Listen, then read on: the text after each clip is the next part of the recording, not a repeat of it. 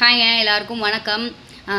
முதல்ல தமிழ்நாட்டோட சிஎம்மாக பொறுப்பேற்றிருக்கிற தமிழக வெற்றிக் கழக தலைவர் திரு ஜோசப் விஜய் அவர்களுக்கு வாழ்த்துக்களை தெரிவிச்சுக்கலாம்.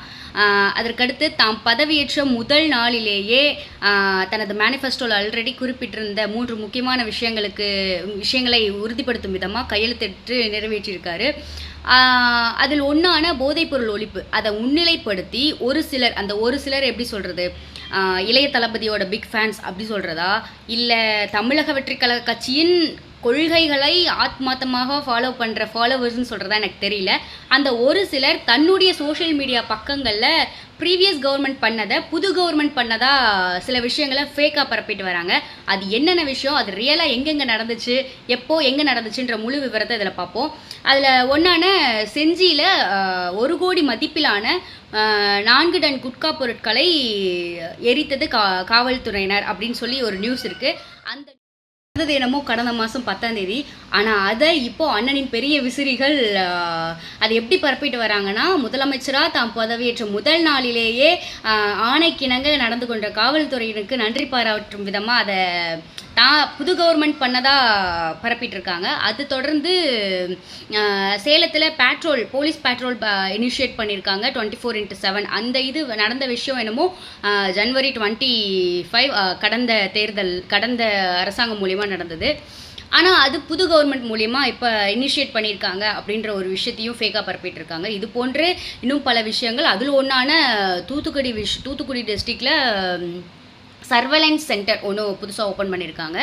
அதை வந்துட்டு ஒரு இன்ஸ்டாகிராம் பக்கத்தில் பெண்கள் மற்றும் குழந்தைகள் பாதுகாப்பை ப்ரிவென்ட் பண்ணுறதுக்காக புதுசாக ஓப்பன் பண்ணியிருக்காங்க புதிய கவர்மெண்ட் அப்படின்ற மாதிரி மென்ஷன் பண்ணி போட்டிருக்காங்க. அது கூடவோ என்னமோ முன்னாள் கவர்மெண்ட்டில் இருந்த social welfare minister Geetha Jeevan அவர்கள் தான் வந்துட்டு திறந்து வச்சாங்க கடந்த வருடம் அக்டோபர் 18ஆம் தேதி.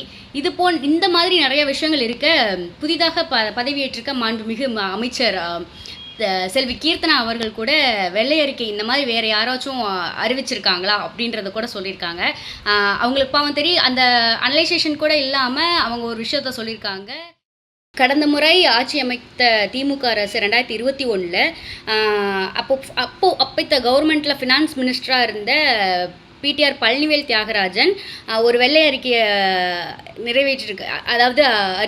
அறிவிச்சிருக்காரு. அந்த வெள்ளை அறிக்கையில் கடந்த தேர்தலில் 1.50 லட்சம் கோடி வருவாய் பற்றாக்குறை இருக்கிறதையும் வெளிப்படுத்தியிருக்காரு.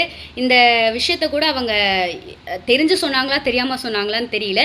ஆனால் அவங்க என்னை பொறுத்த வரைக்கும் பொய்யா சொன்னதை விட மறந்து சொல்லியிருப்பாங்கன்னு தான் நினைக்கிறேன். ஏன்னா வெற்றி பெற்ற சான்றிதழையே சட்டசபைக்கு கொண்டு போகாத அளவுக்கு அவங்களுக்கு மறதி இருக்கிறத நான் நம்புகிறேன்.